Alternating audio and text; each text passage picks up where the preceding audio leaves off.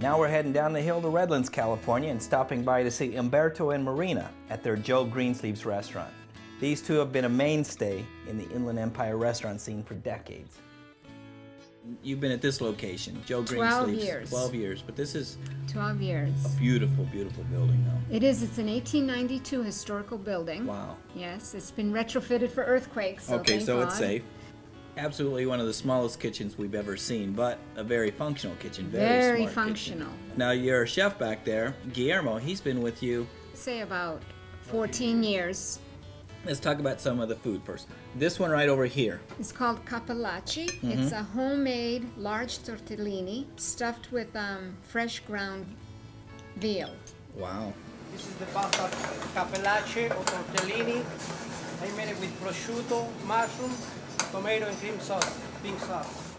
And the sauce is actually prosciutto and mushroom, cream sauce with a touch of tomato. Yep, just a little tomato in there, but man, that cream, that's just like velvet. The homemade pasta tends to be a little bit heavier, so it fills you up pretty quick. Yeah, even though some of us would go, I would love a bowl of that. Yeah. No, you wouldn't, because after you're done, you'd be going, oh. Exactly. And everything is homemade. The bread is homemade. The lunches we grind our meat here for the burgers. We make the best burgers. And you don't have to say it, because I will. I can't think of a more highly respected chef in the area than Umberto, because you say his name, everybody knows him. I love it, being out to eat. Let's talk about this one. This is called actually a caprese. Traditionally, we have it on the menu just with the mozzarella that's flown in from Italy every Tuesday. So it's not like your traditional mozzarella that you buy in a store that tends to be a little bit drier. It's fresh and more creamier. It almost has a cottage cheese-like texture. Buttery, yes. And that is served on a bed of arugula with sliced avocado. And the combination of the arugula and the cheese and the avocado really tastes very good. And most of the time in our salads, like our fish, we just use very light extra virgin olive oil, lemon, a little bit of salt and pepper. Try to make it the lightest to get the best flavors out of the dish. Don't you find, though, that the better the ingredients, the less, well, condiments, the less you have to put on it, because you really just want something, but you want everything to speak for itself. Exactly. How's that? Boy, do I sound like I know what I'm talking about? Yeah, you should have been a food critic.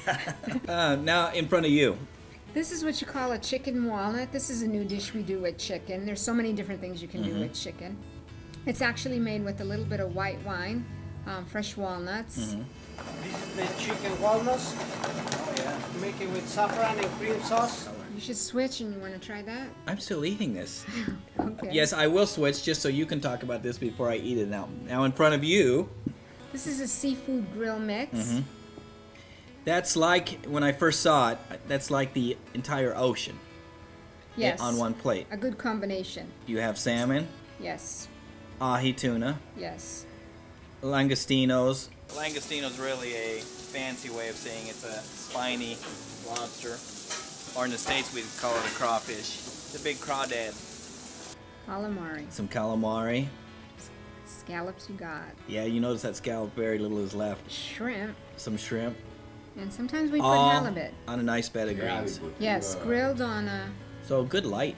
And halibut. Yes.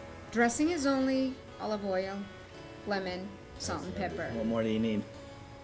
Well, guys, I have to thank you very much for having us in.